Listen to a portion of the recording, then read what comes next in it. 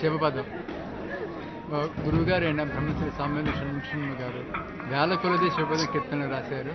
అవి ఇప్పటికీ 400 పేజీలుగా పుస్తకాలుగా వచ్చాయి. వివిధ సంగీత విద్వాంసులు బాలకృష్ణ ప్రసాద్ గారు, బాలముని కృష్ణ గారి శిష్యులైన చాలామంది కూడా పాడారు. మల్లాది బ్రదర్స్ వీళ్ళు అందరూ కూడా పాడారు. బాలసుబ్రహ్మణ్యం గారు కూడా పాడిన ఉన్నాయి. అవన్నీ ఆల్బమ్స్గా కూడా ఋషిపీఠం విడుదల చేసింది. ఇప్పుడు ఋషిపీఠం రజతోత్సవం 25 ఏళ్ళు నిండిన సందర్భంగా ఇక్కడ 4 రోజుల కార్యక్రమం జరుగుతోంది. అందులో 3వ రోజు కార్యక్రమంగా శివపదం సంకీర్తన యజ్ఞం జరిగింది. దానికి బాలకృష్ణ ప్రసాద్ గారు, బుల్లమ్మ గారు వచ్చి వారి వాద్య సహకారంతో పాడి అందరినీ ఆనందం చేశారు.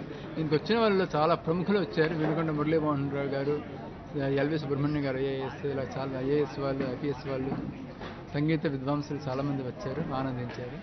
ఇది రేపటి కార్యక్రమంతో పూర్తవుతుంది.